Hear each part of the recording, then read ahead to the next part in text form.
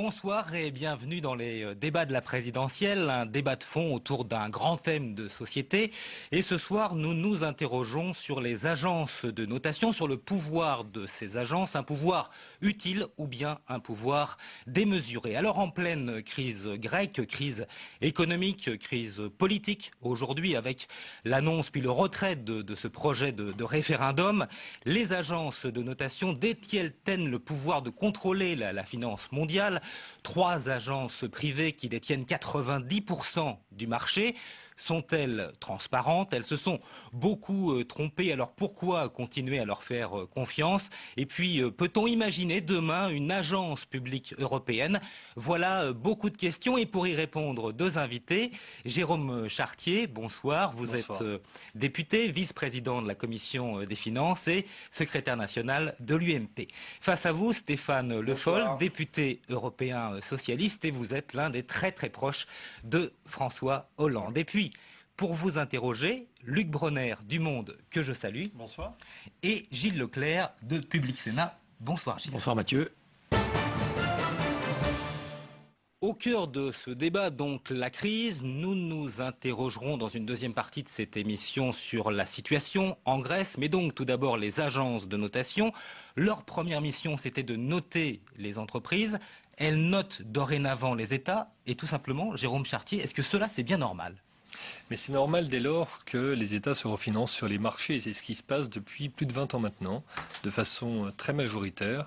Les États ont trouvé très simple, très facile, très aisé de refinancer la totalité de leurs dettes, pour la plupart des pays occidentaux, à l'exception du Japon et un peu de l'Italie, sur les marchés financiers. Donc le placement dans une dette publique, qu'elle soit française, qu'elle soit italienne, qu'elle soit britannique, qu'elle soit espagnole, ça devient un produit de placement et donc par conséquent, c'est noté tout comme une entreprise. Donc c'est normal selon vous que ces agences notent les États. Même question à vous, monsieur Le Foll. Écoutez, c'est vrai qu'on est sur un marché sur lequel chacun se refinance. Le vrai problème qui est posé, c'est que ces agences de notation ont été incapables de déceler ce qui a pourtant été à l'origine de cette crise financière, c'est-à-dire l'endettement qui a été mené de manière inconsidérée et qui a abouti à la crise de 2008. Et aujourd'hui, l'impression que ça donne, c'est que pour se rattraper de cette erreur du départ, on a un regard d'une vigilance extrême des agences de notation qui mettent sous la pression l'ensemble des États, en particulier européens aujourd'hui, et qui donnent, c'est ça qui est de plus en plus difficile à accepter, l'idée que c'est elles qui fixent en gros, la ligne et les enjeux. Et ça, je pense qu'il faut quand même qu'on mesure le danger qu'il y a avec ce type de système. Et c'est pourquoi, à l'échelle européenne, on se bat aujourd'hui pour une agence de notation publique qui pourrait aussi être un élément de régulation d'un système qui aujourd'hui quand même est en train de se laisser aller à beaucoup de pression, souvent d'anticipation, d'autoréalisation, ce qui pose un vrai problème. Alors, pour revenir un instant sur 2008, Jérôme Chartier, les agences de notation en 2008, effectivement, ça tout le monde l'admet, se sont beaucoup trompées, elles n'avaient pas prévu cette crise. Pourquoi on a continué à leur faire confiance ainsi ? Ça paraît un peu fou quand même. Mais au fond, c'est donner beaucoup de pouvoir aux agences de notation. Elles n'en ont pas autant. Elles ne se sont pas trompées. Elles n'ont pas compris. Mais non, elles n'ont pas compris les produits qu'elles notaient. C'est pire. Ah oui. Ça veut dire qu'elles étaient incapables de regarder les produits structurés de façon transparente, ces produits sur les marchés financiers, de savoir comment ces produits étaient constitués en placement et de noter valablement. Voilà ce qui s'est passé en 2008. Et c'est pour ça que c'est très grave. Parce que les marchés financiers sont devenus tellement complexes qu'aujourd'hui, il faut être un immense spécialiste de ces marchés. Et il y a très peu de grands spécialistes dans des agences de notation pour comprendre les produits de placement. Et quand une agence comme Moody's dit « la France va peut-être demain perdre son AAA » ou alors attention, il faut quand même que vous fassiez attention, compte tenu de ce que vous venez de dire sur 2008, est-ce qu'il faut écouter Moody's tout simplement ? Eh bien, on parle souvent de thermomètre et finalement, c'est pas idiot le parallèle. Pourquoi ? Parce que lorsque vous utilisez un thermomètre, c'est que vous pensez que vous avez de la fièvre. Donc que vous êtes déjà peut-être un peu malade. Eh bien, c'est ce qui se passe aujourd'hui lorsqu'une agence décide de dégrader. Pourquoi est-ce qu'elle dégrade ? Parce qu'elle voit que les investisseurs demandent beaucoup plus de taux d'intérêt sur certaines dettes que sur les autres. Ça veut dire tout simplement que les investisseurs ont déjà assimilé le fait qu'une dette soit plus risquée qu'une autre. Voilà, ça veut dire que les agences de notation, c'est pas l'alpha et l'oméga des marchés, mais en revanche, ce qui est beaucoup plus grave, c'est qu'aujourd'hui, les banques centrales s'appuient sur les notations des agences de notation pour refinancer les dettes qui sont présentées par les établissements bancaires ou les compagnies d'assurance, par exemple. Ce sont 3 agences privées qui détiennent pratiquement l'intégralité du marché, d'où votre idée que vous émettiez tout à l'heure, Stéphane Le Foll, c'est cette agence publique européenne. Ça aurait quel avantage selon vous ? Je pense que c'est comme dans tous les secteurs. J'ai été un vice-président de l'eau et l'assainissement. On parle souvent des grandes entreprises privées, mais il y a aussi des régies. Pour avoir une analyse qui soit juste, pas être pris uniquement par des intérêts qui, on l'a vu en 2008, ont fait que ces agences se sont complètement trompées sur... elles étaient à la fois financées par les banques et elles étaient chargées de les noter. Donc de toute façon, ça ne peut pas marcher. Donc il faut qu'on ait une agence de notation publique à l'échelle européenne qui permette de donner des éclairages et qui évite ainsi que ce soit ces 3 grandes agences privées aujourd'hui qui fassent la pluie et le beau temps. C'est ça l'enjeu, et je pense que l'Europe, là-dessus, a intérêt d'avancer vite. Est-ce que vous seriez d'accord sur ce projet d'agence publique européenne, Jérôme Chartier ? Est-ce que vous dites, Banco, on y va, c'est ça qu'il nous faut ? Mais non, parce que ça n'a absolument aucun sens, parce qu'on ne croira jamais les notations délivrées par une agence publique, justement parce qu'elle est publique et qu'il s'agira de noter des dettes publiques. Donc personne n'aura confiance. Ce qui est beaucoup plus important aujourd'hui, c'est de militer de telle sorte que les agences de notation soient abandonnées des critères pour le refinancement auprès des banques centrales. C'est essentiel. Parce que lorsque vous présentez une dette, par exemple, de l'Italie ou une dette de la France à une banque centrale, eh bien la banque centrale regarde comment est-ce que le pays est noté. Si c'est noté triple E, alors pas de problème. Je vous refinance, je vous donne l'argent que vaut votre titre de dette. Mais si jamais c'est pas noté triple A, c'est noté par exemple double B, alors là, c'est pas la même valeur. Ça va vous coûter de l'argent, à vous, monsieur le banquier. Voilà ce qui se passe aujourd'hui. Autrement dit, si on enlevait ces critères du refinancement des banques centrales, eh bien, le poids des agences de notation serait totalement modifié et largement réduit. Sur ce point, réponse de Stéphane Le Foll et puis question de Gilles Leclerc. Mais j'irais plutôt dans le sens de ce que dit Jérôme Chartier, c'est qu'en fait, pour que les banques centrales n'exercent plus ce que vous dites, c'est-à-dire le fait qu'elles refinancent les dettes en fonction de ce que donnent les agences de notation, eh bien le fait qu'on ait une agence publique à l'échelle européenne permettrait en particulier à la Banque centrale européenne d'avoir une capacité de pouvoir réguler et donner et de prêter avec autre chose que comme seul critère ces agences de notation privées. Voilà, ça me paraît assez simple. Et je le dis au passage, Michel Barnier, qui travaille au niveau de la Commission, qui n'est pas socialiste comme vous le savez, travaille plutôt dans le sens d'une agence publique de notation. Question basique à tous les deux. Au fond, si on n'était pas malade ou si les pays n'étaient pas considérablement endettés, on n'aurait sans doute pas besoin de thermomètre. Est-ce que c'est pas ça quand même la question de base que se posent tout simplement les citoyens français ? Et par voie de conséquence, aujourd'hui, parce que là on a entendu beaucoup de bonnes intentions, aujourd'hui on a un peu l'impression que le politique dépend des marchés et donc des agences. Non, mais il est clair que le fait qu'on discute des agences de notation ne règle pas pour autant la question de l'endettement, des déficits publics. Ça c'est clair. Et il ne faut pas se tromper non plus et pas laisser penser que c'est les agences de notation qui ont créé l'endettement, qui créent les déficits publics, qui créent peut-être aujourd'hui la difficulté que connaît la Grèce. Non, il ne faut quand même pas se tromper. C'est simplement de savoir qui envoie les signaux, comment ils sont interprétés, comment on peut les gérer. Aujourd'hui, c'est vrai que ça nous échappe. Et ça donne l'impression, et ça c'est vrai, que le politique a largement démissionné. Mais il n'a pas démissionné là, maintenant, parce que c'est ça qu'il faut dire aussi aux auditeurs. Il a démissionné il y a bien longtemps.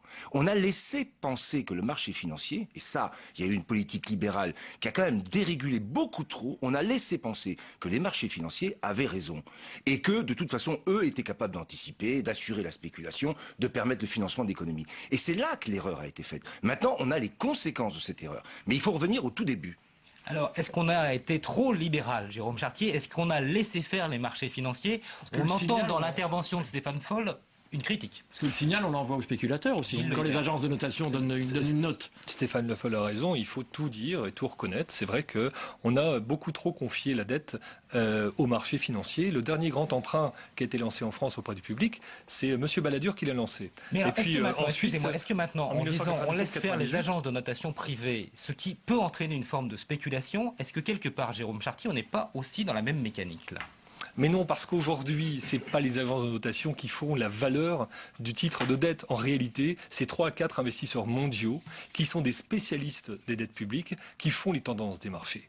Et les agences de notation ont, sous une certaine forme, une attitude de suiveuse de ces positions, de ces 3-4 très gros investisseurs. Mais en même temps, une agence de notation, écoutez, c'est parfois un peu comme un média, c'est-à-dire que c'est le reflet d'une opinion publique qui est connue seulement des investisseurs de marché et qui devient publique. Et donc, il y a des très grandes répercussions, et y compris des répercussions en termes politiques. C'est la raison pour laquelle il faut, moduler le poids des agences de notation dans le refinancement des banques centrales. Ça, c'est définitif. Il faut retirer des critères d'éligibilité au refinancement, le fait qu'on soit AAA ou BB ou CCC. Ça ne peut plus durer.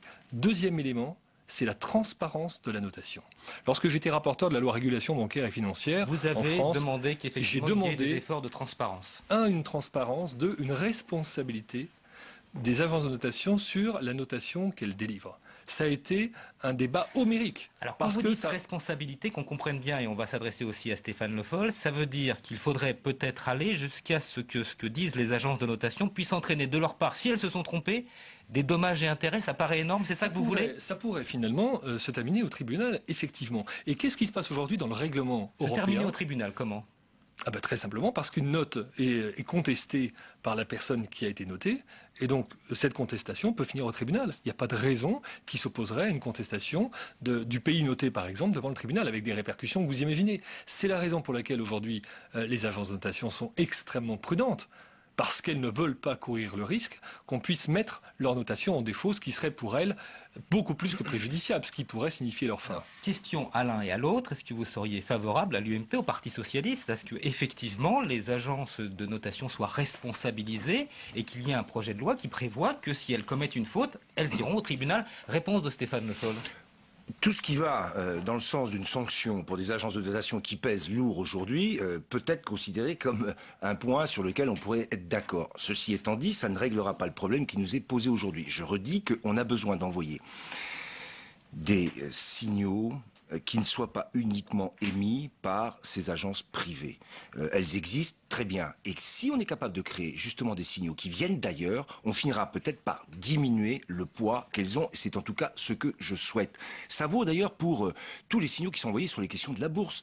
Comment se fait-il que des bulles spéculatives peuvent se créer et aller jusqu'au bout de la logique, jusqu'à arriver ensuite à exploser, sans que personne ne puisse dire à un moment « stop ». Alors que quand on est sur la question de l'inflation dans un pays, on a des gens qui vous disent, la Banque Centrale Européenne en particulier, tout de suite on joue sur les taux d'intérêt pour limiter les phénomènes inflationnistes. Donc on a à revoir, et là-dessus j'invite à lire Aguilleta, on a à revoir l'ensemble de ce système. Comment on fait pour dire stop à une bulle spéculative? Eh bien, quand vous avez un phénomène inflationniste qui se crée, sur du patrimoine, en particulier sur le patrimoine immobilier, typique. Il y a bien une inflation qui se crée, qui est liée à la spéculation. On accepte des taux d'inflation dans le public de 2,5, 1,5, 3%, et on accepte des taux dans la spéculation qui vont de 8, 10, 15, 20, 30%. Est-ce que c'est acceptable? Non. Et là-dessus, je renvoie à toutes les analyses d'Aguilleta, et je pense qu'il a raison là-dessus. Il faut qu'on revienne sur ces questions-là. Alors, à ce stade du débat, on a beaucoup... Alors, juste une intervention très courte, Jérôme Chartier. Je voulais simplement répondre à la question que vous avez posée à Stéphane Le Foll sur est-ce qu'il faut un projet de loi pour aller au tribunal. Voilà. Je voudrais dire qu'aujourd'hui, les agences de notation dépendent non plus du niveau national, mais du niveau européen. C'est très récent, c'est le 1er novembre que les 3 principales agences de notation, Moody's, Standard & Poor's et Fitch, ont été agréées par l'ESMA, qui est le rassemblement des autorités des marchés financiers de l'Union européenne. Et à partir de maintenant, c'est donc l'Union européenne qui reprend la main sur le contrôle des agences de notation et qui va observer leur fonctionnement et regarder la façon dont elles notent. Ce qui fait que la vraie évolution, et d'ailleurs ça va se produire dans quelques semaines, c'est l'évolution de la réglementation européenne qui est déjà lancée par la Commission européenne et qui va sans doute marquer une très grande évolution dans la responsabilité des agences de notation.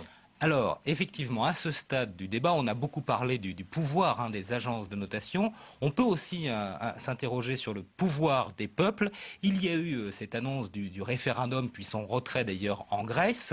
Il n'en reste pas moins que cette question demeure. Doit-on, dans les situations de crise, consulter directement les populations? Eh bien, écoutez sur ce point l'avis d'un politologue, Dominique Régnier. Il répond à Caroline Gillet.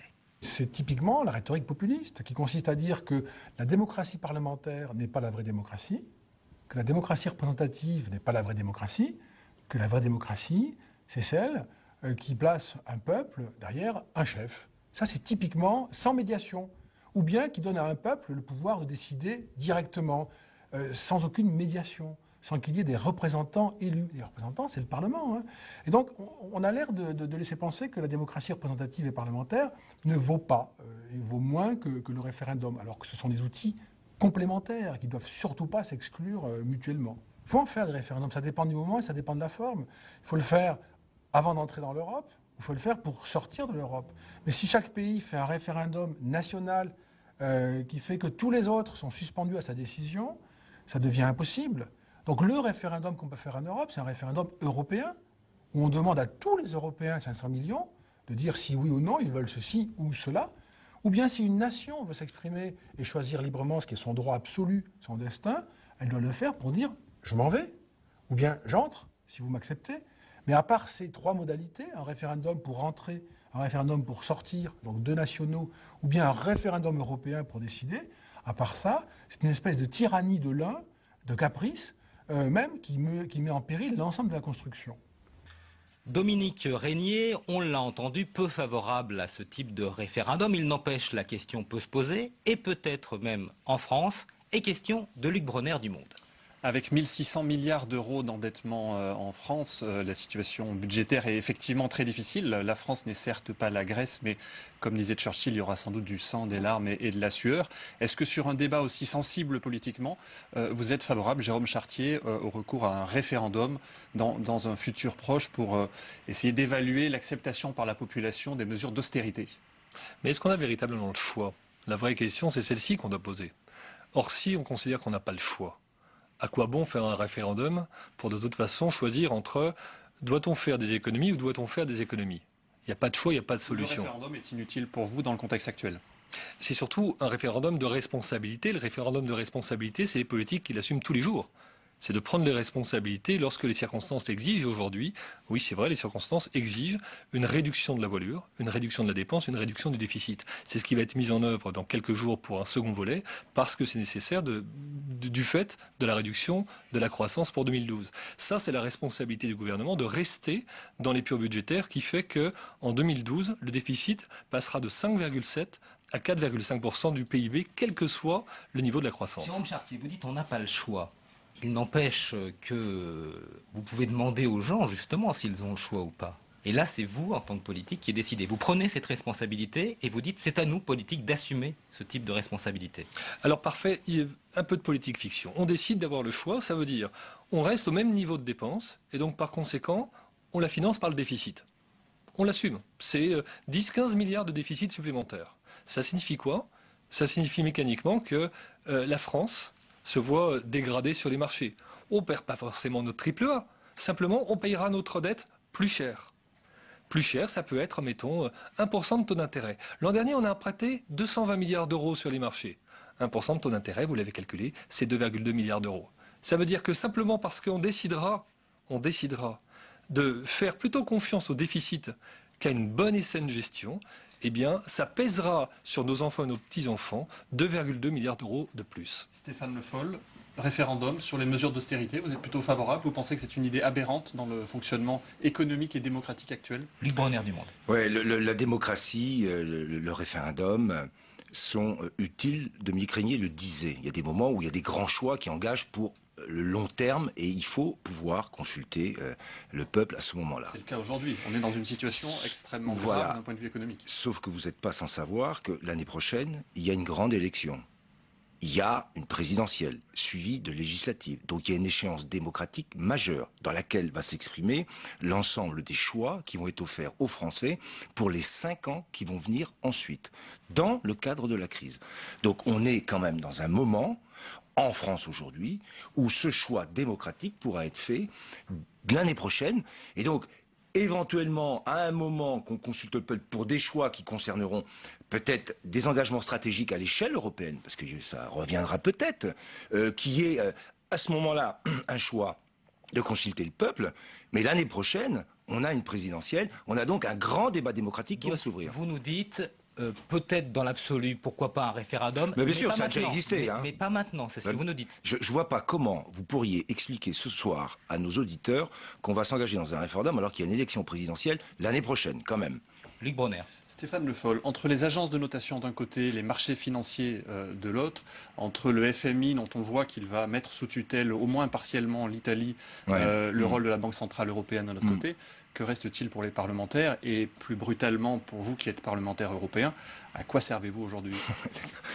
Il y a une vraie question de fond que vous posez au-delà de la situation des parlementaires européens qui, je crois, ont autant et largement autant de pouvoir que les parlementaires nationaux. Je peux vous le dire.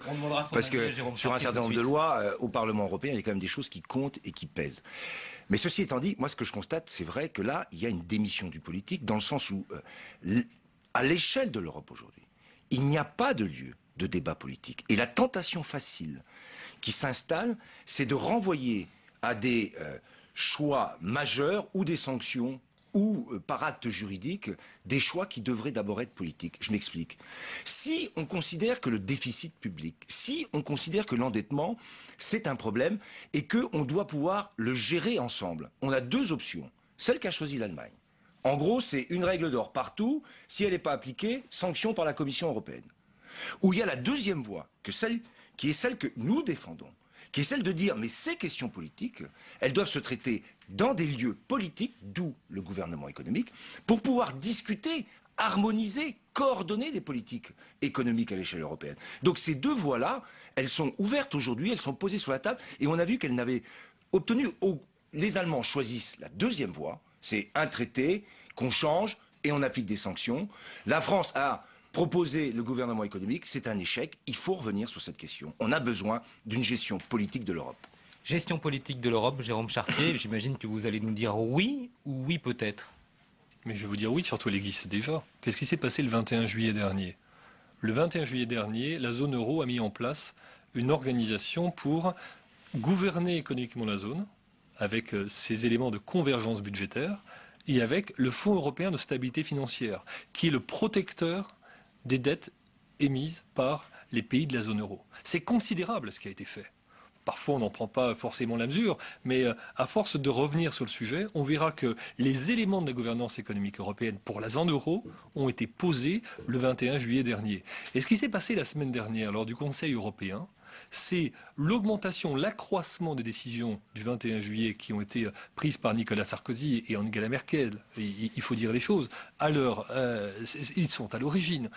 Eh bien, ces décisions-là qui ont été accrues vont maintenant faire des jaloux dans l'Union européenne. Des personnes qui voudront rejoindre la zone euro parce que conscients que c'est la zone euro qui aura davantage de gouvernance économique et davantage de crédibilité à l'international. Alors, les effets sont des effets budgétaires avec un nouveau plan d'austérité qui sera annoncé de façon plus précise dans les jours qui viennent. 6 à 8 milliards d'euros d'économies prévus pour le prochain budget.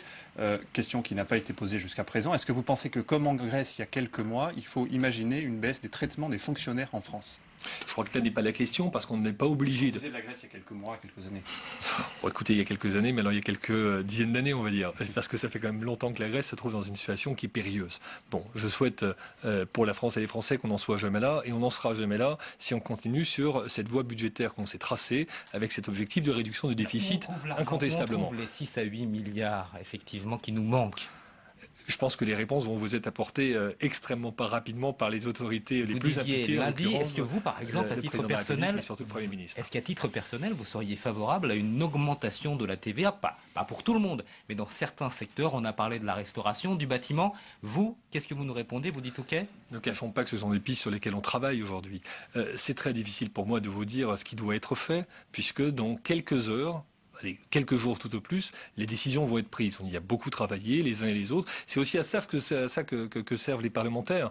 Ils servent, lorsqu'ils sont dans la majorité, c'est vrai, il faut le reconnaître, à participer à l'élaboration des décisions qui concernent tous les Français. Ils sont donc très utiles, c'est très utile d'être parlementaire. Alors pour des économies, on a compris, ce sont des pistes de réflexion. On entend presque que c'est ce qui va nous être annoncé, si j'ose dire. Stéphane Le Foll, cette hausse même partielle de la TVA, vous répondez quoi? Vous dites, a priori, vous êtes défavorable à ça? C'est pas a priori, c'est de manière manière assez claire. On sait très bien qu'aujourd'hui, une partie importante de la croissance en France est liée à la consommation. Tout ce qui va venir pénaliser cette consommation aura des conséquences sur la capacité qu'on a à maintenir un niveau de croissance qui, d'ores et déjà, est en train de baisser de manière dramatique. Je voudrais juste vous rappeler que sur ce qui a été décidé le 21 juillet, qui n'est toujours pas appliqué, dans un duo Nicolas Sarkozy, Angela Merkel, et surtout Angela Merkel qui a quand même décidé sur tous les points, il manque, ce que je disais tout à l'heure, les dimensions politiques de la gestion de la crise. Il n'y a pas de gouvernance économique de la zone euro. Mais qu'est-ce que vous entendez par tous les gouvernance 6 mois économique Mais écoutez, c'est très simple. C'est quoi? Il y a un grand patron économique de l'Europe? C'est un gouverneur général? Est-ce que vous avez entendu M. Barroso? Est-ce qu'on a entendu M. Van Rompuy? Nous avons entendu à chaque fois Nicolas Sarkozy et Angela Merkel qui ont pris des décisions toujours trop tard. Et là, il y a eu une erreur stratégique de Nicolas Sarkozy sur la restructuration de la dette grecque qui a été proposée par les Allemands il y a longtemps, qu'il aurait dû accepter à condition d'avoir des contreparties beaucoup plus importantes, en particulier sur le fonds de stabilité ou sur le rôle de la Banque Centrale Européenne. Ça n'a pas été fait. On a la restructuration de la dette aujourd'hui et on n'a aucune contrepartie. C'est le premier point. Le deuxième, c'est la gouvernance économique. Vous savez très bien que ce qui a été proposé, c'est 2 réunions de la zone euro par an. Mais comment voulez-vous qu'on gouverne si on se voit que 2 fois par an? Donc c'est bien là qu'est le problème. Stéphane Le Foll, question très concrète. Comment François Hollande va-t-il réviser le programme du Parti Socialiste, puisque c'est un secret de polichinelle que les promesses faites ces derniers mois ne tiendront plus face à la crise économique actuelle? Le programme, un de ses proches conseillers. Oui, le programme du Parti Socialiste. Alors, vous parlez du programme du Parti Socialiste. Il a toujours été convenu que ce programme qui a été fait il y a 1 an avait un cadre, des projections, des hypothèses de croissance. Il va de soi que tout le monde a bien dans la tête que les hypothèses de croissance qu'on avait pu prendre, d'ailleurs le gouvernement est obligé de les changer, elles changent pratiquement d'ailleurs tous les jours.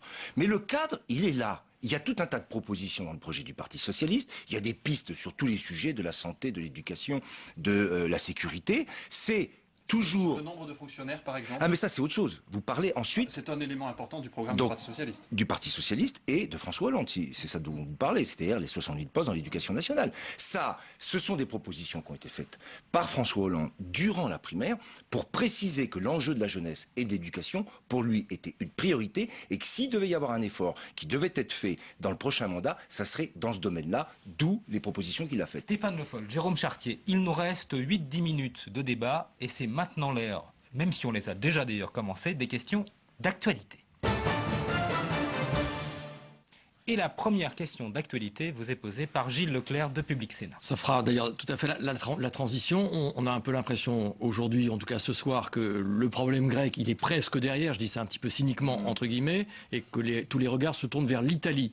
Comment éviter à partir de maintenant la contagion italienne? Donc le FMI apparemment va surveiller de très près ce qui va se passer dans ce pays-là. Est-ce que c'est la bonne méthode ou est-ce que c'est, pour reprendre ce que vous étiez en train de dire tout à l'heure, Stéphane Le Foll, c'est dommage que l'Europe appelle le FMI, ça veut dire qu'il faudrait autre chose, ce que vous dites. Mais comment éviter la contagion? C'est l'Italie aujourd'hui, est-ce que ça peut être la France demain? Ça ne fait que confirmer ce que je disais tout à l'heure. Puisqu'on appelle le FMI. Je ne sais pas si vous voyez qu'un pays européen, la 3e économie de l'Europe, va être sous tutelle du FMI, d'après ce que j'ai compris. Une perte de souveraineté. Totale. Et avec le FMI en plus. Bon, donc on est bien là dans le problème que j'évoquais tout à l'heure. Il y a eu une démission de la responsabilité politique de l'ensemble de la zone euro. Dans un duo Nicolas Sarkozy et Angela Merkel qui a oublié beaucoup de pays. Comment faut faire pour éviter la contagion? Vous me posiez cette question. Je pense que là aussi, on est allé pas assez loin dans ce fameux fonds de stabilité. Tout le monde sait que pour arriver à gérer une hypothèse de problème italien, il fallait un fonds de stabilité autour de 2 milliards, il n'est qu'à 1 milliard d'euros aujourd'hui. Ou alors, si c'est pas par le fonds de stabilité, c'est le rôle de la Banque centrale qui devient essentiel. On va laisser répondre sur dans l'un des 2 cas, il n'y a pas eu de décision. On va laisser répondre Jérôme Chartier sur ce point. Le fonds de stabilité, il est prévu à 1 milliard. 2 milliards, nous dit Stéphane Le Foll. C'était le bon chiffre. Aurait dû. C'est ce que vous voulez, en tout cas. 2 milliards, pour vous, ce serait excessif ou ce serait en fait le bon chiffre et on n'y est pas arrivé? Bon, 2 milliards, ça serait très peu. 2000 milliards, ça serait le bon chiffre, le cas échéant. Oui, 2000 milliards. Pour l'instant, on est à 1000 milliards parce qu'à la base, on était à 440 milliards d'euros. Et avec un système de levier un peu compliqué, on peut parvenir de 440 à 1000 milliards d'euros de façon égale, c'est-à-dire sans que chaque État remette au pot. Bon, la question sur 2000 milliards est posée, elle est possible. elle est possible, elle est sur la table dans la discussion avec les Allemands et avec la zone euro, parce que je pense qu'on ne va pas arrêter de discuter autour de ce fonds européen de stabilité financière. Ce fonds européen, c'est quand même, je reviens sur ce point parce qu'il est tellement essentiel, la base de la gouvernance économique, 2 chiffres supplémentaires, pardon. La part de la France dans le fonds européen de stabilité financière, c'est 21%. La part de l'Allemagne dans le fonds européen, c'est 27%. Les deux, vous calculez, c'est 48%. C'est presque la majorité. Bref, vous avez compris que lorsque Angela Merkel et Nicolas Sarkozy se réunissent, eh bien, c'est pratiquement la moitié du fonds européen qui se réunit. Donc on a bien la base de la gouvernance économique de la zone euro aujourd'hui en toute transparence. Ce qui fait qu'on n'a pas besoin d'avoir un conseil tous les 6 mois. On l'a vu avec le cas grec. Dès que M. Papandréou a émis l'idée de lancer un référendum, immédiatement, il y a eu une réunion entre Nicolas Sarkozy et Angela Merkel. Ça veut dire que c'est beaucoup plus qu'une fois tous les 6 mois que cette gouvernance économique de la zone euro se réunit. C'est dès que les circonstances l'exigent. Nouvelle question d'actualité, Gilles Leclerc. Jérôme Chartier, je voudrais qu'on revienne tout de même sur la préparation du budget de 2012, en tout cas le correctif. Il y aura des arbitrages ce week-end, c'est bien ce que vous avez dit tout à l'heure, fait par Nicolas Sarkozy lui-même avec des annonces début de semaine prochaine. Luc Bronner parlait tout à l'heure de 6-8 milliards. Est-ce que c'est pas plus le chiffre, honnêtement, qu'il faudrait trouver? Est-ce que c'est pas plutôt 10 milliards, sans langue de bois? Et Dominique de Villepin avait parlé de 20 milliards. Est-ce que 20 milliards, ça commence à faire beaucoup? Est-ce que 20 milliards, c'est un objectif 20 milliards, pour que chacun se fixe les chiffres, c'est croissance zéro l'an prochain. C'est pas imaginable. Soyons très francs, très sérieux. Même au cœur de la crise financière, la France a réussi à réduire la récession comme aucun pays en Europe. Un chiffre. En Allemagne, la récession au cœur de la crise financière, 3,9, moins 3,9%. C'était du jamais vu. Jamais on a atteint un chiffre aussi bas. Ça veut dire qu'on est capable, parce qu'on a, c'est vrai, ce qu'on appelle les amortisseurs automatiques, ce qu'on appelle les amortisseurs sociaux aussi, parce qu'on a un système redistributif qui est très efficace, il faut le reconnaître. On arrive à amortir les effets à la baisse d'une récession et parfois on le reproche aussi à la hausse d'une croissance. Ce qui fait qu'on ne va pas miser sur une croissance zéro. On aura plus. 10 milliards, vous dites oui, ça sera autour de ça. Je pense que la fourchette de 8 à 10 milliards est une fourchette, comme on dit, raisonnable. Stéphane Le Foll, vous dites que ce n'est pas la TVA qu'il faut augmenter, mais comment on fait des économies? C'est quoi votre proposition pour faire des économies, puisqu'il faut en faire aujourd'hui? Mais on l'a toujours dit, il y a d'abord 2 choses sur lesquelles il faut qu'on joue. Quand on veut faire réduire le déficit, il y a les dépenses et il y a les recettes. Il y a une question posée sur l'ensemble des recettes. Vous savez que la dépense fiscale a été une dépense importante du gouvernement de François Fillon et de Nicolas Sarkozy, auquel Jérôme Chartier a beaucoup participé. Cette dépense fiscale, aujourd'hui, si on ne la réduit pas, bien sûr, il faut réduire les dépenses à l'équivalent de ce que vous dépensez en termes de fiscalité. Je mets ça entre guillemets, les cadeaux fiscaux. Donc, il y a la question des recettes. Et puis, bien sûr qu'il y a la question des dépenses. Personne n'a jamais dit, et François Hollande surtout pas, qu'on allait augmenter toutes les dépenses. On a quelques priorités sur lesquelles il faut qu'on mette le paquet pour pouvoir relancer à la fois l'avenir d'une jeunesse en France qui est important et qu'il faut accompagner. Et puis, il y a aussi, bien sûr, à maîtriser l'ensemble des dépenses. On est tous d'accord là-dessus. Gilles Leclerc. Ce que vous voulez dire sans doute, Mathieu, c'est que sur le très court terme, sur les 8-10 milliards qu'il faut trouver, quelle serait la bonne proposition socialiste, en attendant en effet le rendez-vous démocratique du mois de mai, à trouver, puisque ça n'est pas, par exemple, la piste de la TVA? Mais moi, je pense qu'il faudrait, il y a un vrai sujet, on ne sera pas d'accord, mais il y a tout un tas d'exonérations de cotisations sociales, en particulier sur les heures supplémentaires qui coûtent à peu près 4 milliards, tout de suite. Enfin, je veux dire, quand on subventionne les heures supplémentaires aujourd'hui, c'est autant d'emplois qu'on ne crée pas. On est dans un taux de chômage qui est de 10%. Cette mesure pouvait avoir un sens avec un peu de croissance et un taux de chômage qui baissait. Aujourd'hui, elle est complètement incompréhensible. Donc moi, j'irai tout de suite chercher l'argent là où il y a eu des dépenses fiscales qui sont totalement inutiles et contre-productives. 4 milliards de trouver, les 3 4 autres. milliards de trouver, déjà, vous avez vu, j'ai fait un gros progrès. Il ne me reste plus que 2 à trouver. Donc, si vous me donnez un peu de temps, je vais y réfléchir, mais je vous donnerai des réponses. Mais là, vous me posez ça au débeauté, mais il y en a d'autres. Moi, je reviendrai, par exemple, sur la réforme de l'ISF qui a été faite. J'essaierai de voir aussi sur une tranche supérieure de l'impôt sur le revenu tout de suite. Bon, mais ça va... Vous parlez tranche supérieure, vous allez jusqu'où 44, 45? Ouais, 44, 45, c'est ce qui était dit. D'accord. Jérôme Chartier, cette histoire de baisse de cotisation, les 4 milliards, vous les faites aussi ces économies? Vous refusez ce type de solution, vous? Non, mais écoutez, je suis content d'entendre Stéphane Le Foll dire que finalement, cette baisse de cotisation sur la part salariale pour les heures supplémentaires avait du sens à une certaine époque, parce que les socialistes l'ont toujours combattue depuis qu'elle a été votée le 21 août 2007. Donc maintenant que les socialistes évoluent sur ce point, me semble tout à fait utile. En 3 chiffres, c'est quoi? C'est 18 milliards d'euros 18 milliards d'euros depuis 2007 qui ont été donnés en pouvoir d'achat à 9 millions de Français pour 750 millions d'heures supplémentaires. C'est considérable.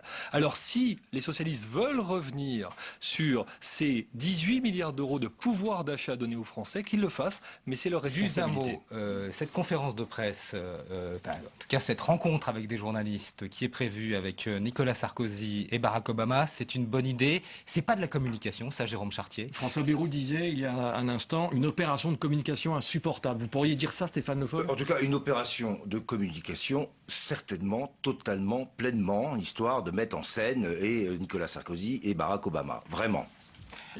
Insupportable, oui, on verra ce soir comment ça va se passer. Est-ce que c'est vraiment une mise en scène que de confier la parole au président du G20 ? C'est quand même Nicolas Sarkozy, ça me semble. Mais ça, c'est autre chose. Ça me semble être la moindre des nécessités. Ça, c'est autre chose. À l'issue d'un Ce sera, messieurs, le mot de la fin. Merci à tous les deux.